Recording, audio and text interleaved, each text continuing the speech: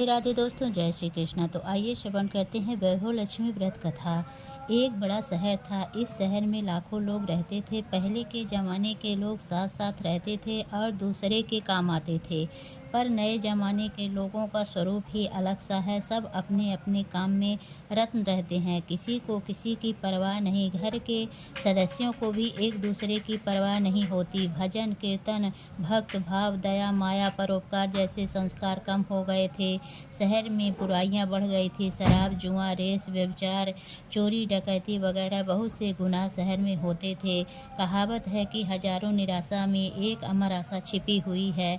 इसी तरह इतनी सारी बुराइयों के बावजूद शहर में कुछ अच्छे लोग भी रहते थे। ऐसे अच्छे लोगों में शीला और उसके पति की गृहस्थी मानी जाती थी। शीला धार्मिक प्रकृति की थी और संतोषी थी। उनका पति भी विवेकी और सुशील था। शीला और उनका पति ईमानदारी से जीते थे। वे किसी की बुराई नहीं करते थे और प्रभु भजन में अच्छी तरह समय व्यतीत कर रहे थे। उनकी गृहस्थी आदर्श गृहस्थी और शहर के लोग उनकी गृहस्थी की सराहना करते थे। शीला की गृहस्थी इसी तरह खुशी खुशी चल रही थी। पर कहा जाता है कि कर्म की गति अकल है। विधाता के लिखे लेख को कोई नहीं समझ सकता। इंसान का नसीब पल भर में राजा को रंक और बना देता है और रंक को राजा। शीला के पति के अगले जन्म के कर्म भोगने के लिए बाकी रह गए थे कि वह बुरे लोगों से दोस्ती कर बैठा। वह जल्द से जल्द करोड़पति होने के ख्वाब देखने लगा। इसीलिए वह गलत रास्ते पर चढ़ गया और करोड़पति की बजाय रोडपति बन गया। यानी रास्ते पर भटकते भिखारी जैसी उसकी हालत हो गई थी। शहर में शराब, जुआ, रेस, चरस, गांजा वगैरह बातें फैली हुई थी। उसमें शीला का पति भी फंस गया। दोस्तों के साथ उसे भी शराब की आदत हो गई। जल्द से जल्द पैसे वाला बनने की लालच में दोस्तों के साथ रेस, जुआ भी खेलने लगा। इस तरह बचाई हुई धनराशि, पत्नी के गहने, सब कुछ रेस जुए में गंवा दिया था। इसी तरह एक वक्त ऐसा भी था कि वह सुशील पत्नी शीला के साथ मजे से रहता था और प्रभु भजन में सुख शांति से वक्त व्यतीत कर रहा था। उसके बजाय घर में दरिद्रता और भूखमरी फैल गई। सुख के खाने की बजाय 2 वक्त के भोजन के लाले पड़ गए और शीला के पति की गालियां खाने का वक्त आ गया था। शीला सुशील और संस्कारी थी। उसको पति के बर्ताव से बहुत दुख हुआ, किंतु वह भगवान पर भरोसा करके बड़ा दिल रख कर दुख सहने लगी। कहा जाता है कि सुख के पीछे दुख और दुख के पीछे सुख आता है। इसीलिए वह दुख के बाद सुख आएगा ही, ऐसा श्रद्धा के साथ शीला प्रभु भक्त में लीन रहने लगी। इस तरह शीला असह दुख सहते सहते प्रभु भक्त में वक्त बिताने लगी। अचानक एक दिन दोपहर को उनके द्वार पर किसी ने दस्तक दी। शीला सोच में पड़ गई कि मुझे जैसे गरीब के घर इस वक्त कौन आया होगा। फिर शीला द्वार पर आए हुए अतिथि का आदर करना चाहिए, ऐसे आर्य धर्म के संस्कार वाली शीला ने खड़े होकर द्वार खोला। देखा तो एक माँ जी खड़ी थी। वे बड़ी उम्र की लग रही थी, किंतु उनके चेहरे पर अलौकिक तेज निखर रहा था। उनकी आंखों में से मानो अमृत बह रहा था। उनका भव्य चेहरा करुणा और प्यार से छलकता था। उनको देखते ही शीला के मन में अपार शांति छा गई। वैसे शीला इस माँ जी को पहचानती न थी, फिर भी उसको देखकर शीला के रोम रोम में आनंद छा गया। शीला माँ जी को आदर के साथ घर में ले आई और घर में बैठाने के लिए कुछ भी नहीं था। अतः शीला ने संकुचा कर एक फटी हुई चादर पर उनको बिठाया। माँ जी ने कहा, क्यों शीला, मुझे पहचाना नहीं? शीला के संकुचा कर कहा, माँ, आपको देखते ही बहुत खुशी हो रही है, बहुत शांति हो रही है। ऐसा लगता है कि मैं बहुत दिनों से आपको ढूंढ रही थी। वे आप ही हैं, पर मैं आपको पहचान नहीं सकती। माँ जी ने हंसकर कहा, क्यों भूल गई? हर शुक्रवार को लक्ष्मी जी के मंदिर में भजन कीर्तन होते हैं, तब वहाँ आती है। वहाँ हर शुक्रवार को हम मिलते हैं। पति गलत रास्ते पर चढ़ा गया, तब से शीला बहुत दुखी हो गई थी और दुख की मारी वह लक्ष्मी जी के मंदिर में भी नहीं जाती थी। बाहर के लोगों के साथ नज़र मिलाने में भी उसे शर्म लगती थी। उसने याददाश्त पर जोर दिया, पर वह माँ जी याद न आ रही थी। अभी माँ जी ने कहा, तू लक्ष्मी जी के मंदिर में कितने मधुर भजन गाती थी, अभी अभी तू दिखाई नहीं देती थी, इसीलिए इसीलिए मुझे हुआ कि तू क्यों नहीं आती है, कहीं बीमार तो नहीं हो गई ना, ऐसा सोचकर मैं तुझे मिलने चली आई हूँ। माँ जी के अति प्रेम भरे शब्द से शीला का हृदय पिघल गया, उसकी आंखों में आंसू आ गए। माँ जी के सामने वह बिलख बिलख कर रोने लगी। यह देखकर माँ जी की शीला के नज़दीक सरके और उसकी सशक्ति पीठ पर प्यार भरा हाथ फेर कर अस्ना देने लगे। माँ जी ने कहा, बेटी, सुख और दुख तो धूप और छांव जैसे होते हैं। सुख के पीछे दुख आता है तो दुख के पीछे सुख भी आता है। धैर्य रखो बेटी। और तुझे क्या परेशानी है? तेरे दुख का बात मुझे सुना, तेरा मन भी हल्का हो जाएगा और तेरे दुख का कोई उपाय भी निकल जाएगा। माँ जी की बात सुनकर शीला के मन को शांति मिली। उसने माँ जी से कहा, माँ जी, मेरी गृहस्थी में भरपूर सुख और खुशियाँ थी। मेरे पति भी सुशील थे। भगवान की कृपा से पैसे की बात में भी हमें संतोष था। हम शांति से गृहस्थी चलाते थे, ईश्वर भक्त में अपना वक्त बिता करते थे। एकाएक हमारा भाग्य हमसे रूठ गया। मेरे पति के बुरी दोस्ती हो गई। बुरी दोस्ती की वजह से वे शराब, जुआ, रेस, चरस, गांजा वगैरह शराब आदतों के शिकार हो गए और उन्होंने सब कुछ गंवा दिया और हम रास्ते के भिखारी जैसे बन गए। यह सुनकर माँ जी ने कहा, सुख के पीछे दुख और दुख के पीछे सुख आता रहता है। ऐसा भी कहा जाता है कि कर्म की गति न्यारी होती है। हर इंसान को अपने कर्म भुगतने पड़ते हैं, इसीलिए तू चिंता मत कर। अब तू कर्म भुगत चुकी है, अब तुम्हारे सुख के दिन अवश्य आएंगे। तू तो माँ लक्ष्मी जी की भक्त है।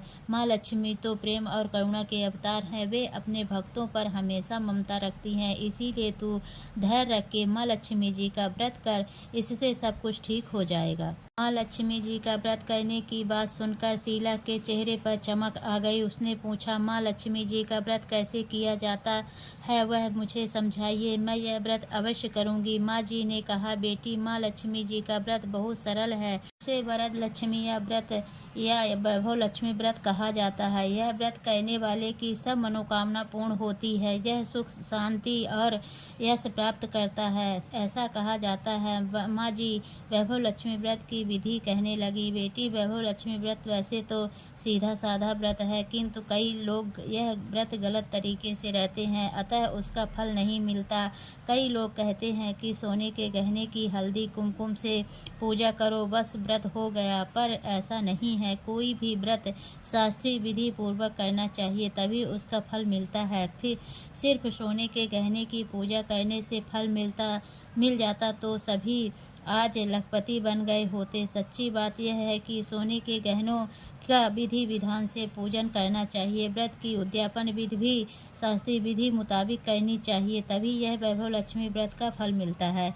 यह व्रत शुक्रवार को करना चाहिए। सुबह में स्नान करके स्वच्छ कपड़े पहनो और सारा दिन मन में जय माँ लक्ष्मी का रटन करते रहो। किसी की चुगली नहीं करनी चाहिए। शाम को पूर्व दिशा में मुख रख के उसी तरह आसन पर बैठ जाएं।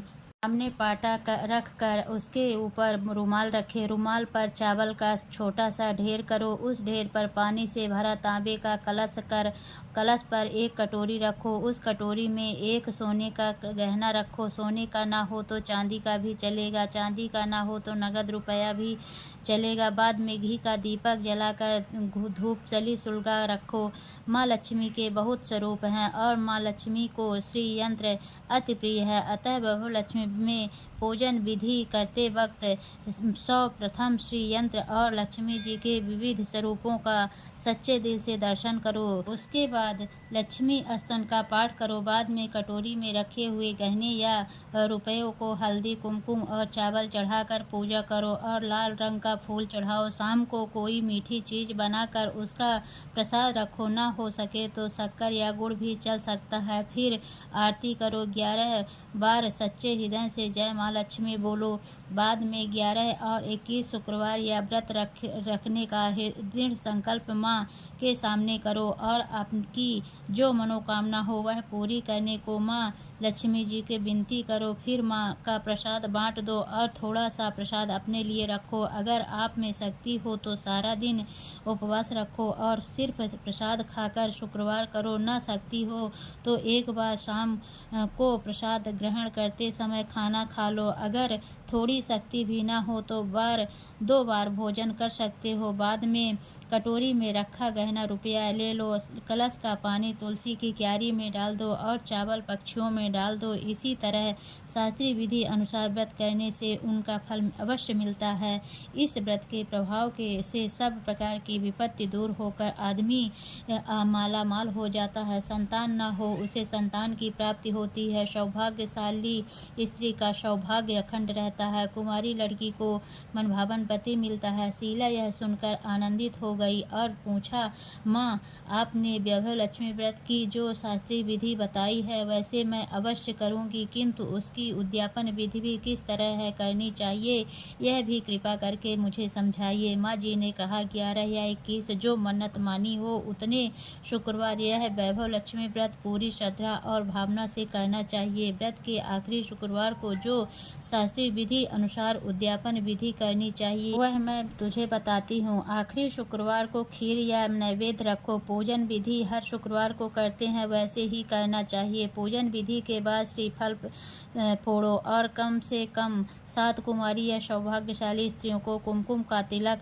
करके सत्य संगम की वैभव लक्ष्मी व्रत की एक पुस्तक उपहार में देनी चाहिए और सबको खीर का प्रसाद देना चाहिए। फिर धन लक्ष्मी स्वरूप वैभव लक्ष्मी स्वरूप माँ लक्ष्मी जी की छवि को प्रणाम करें और माँ लक्ष्मी का यह स्वरूप वैभव देने वाला प्रणाम करके मन ही मन भावुकता से माँ की प्रार्थना करते हुए वक्त कहें कि हे माँ धन लक्ष्मी, हे माँ वैभव लक्ष्मी, मैंने सच्चे हृदय से आपका वैभव लक्ष्मी व्रत पूर्ण किया है, तो हे माँ हमारी मनोकामना पूर्ण करो, हमारा सबका कल्याण करो। जिसे संतान ना हो उसे संतान देना, सौभाग्यशाली स्त्री का सौभाग्य अखंड रखना, कुंवारी लड़की को मनभावन पति देना। आपका यह चमत्कारी वैभव लक्ष्मी व्रत जो करे उनकी सभी विपत्ति दूर करना, सबको सुखी रखना।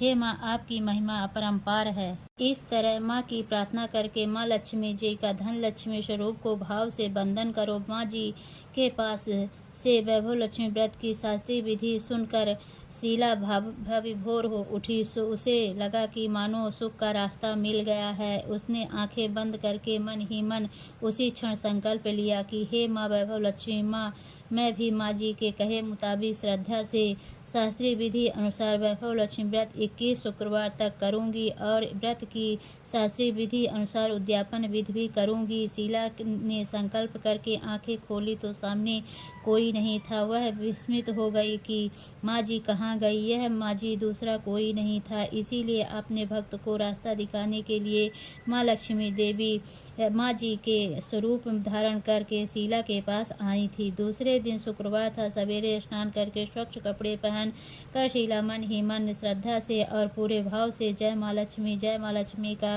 रटन कर रही थी।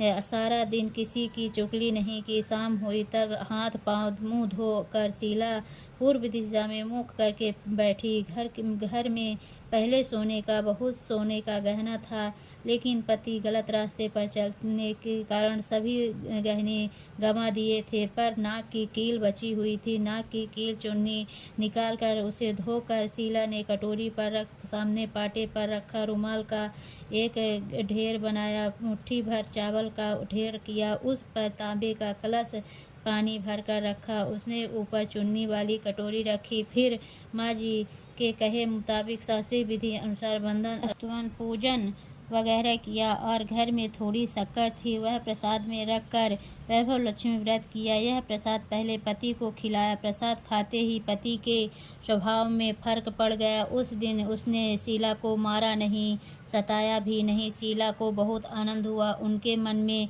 वैभव लक्ष्मी व्रत के लिए श्रद्धा और बढ़ गई। शीला ने पूर्व श्रद्धा भक्ति से 21 शुक्रवार तक वैभव लक्ष्मी व्रत किया। 21वें शुक्रवार को माँ जी के कहे मुताबिक उद्यापन विधि करके 7 स्त्रियों को वैभव लक्ष्मी व्रत की 7 पुस्तकें उपहार में दी। फिर माता जी के धन लक्ष्मी स्वरूप की छवि को वंदन करके भाव से मन ही मन प्रार्थना करने लगी, हे माँ धन लक्ष्मी, वैभव लक्ष्मी, आपका वैभव लक्ष्मी व्रत करने की मन्नत मानी थी, वह व्रत आज पूर्ण किया है। हे माँ, मेरी हर विपत्ति दूर करो, हमारा सबका कल्याण करो। जिसे संतान ना हो उसे संतान देना, सौभाग्यशाली स्त्री का सौभाग्य अखंड रखना, कुमारी लड़की को मनभावन पति देना। आपका यह चमत्कारी वैभव लक्ष्मी व्रत करे, उनकी सब विपत्ति दूर करना, सबको सुखी करना। हे माँ, आपकी महिमा अपरंपार है। ऐसा बोलकर लक्ष्मी जी के धन स्वरूप की छवि को प्रणाम किया। इस तरह शास्त्रीय विधि पूर्वक शीला ने श्रद्धा से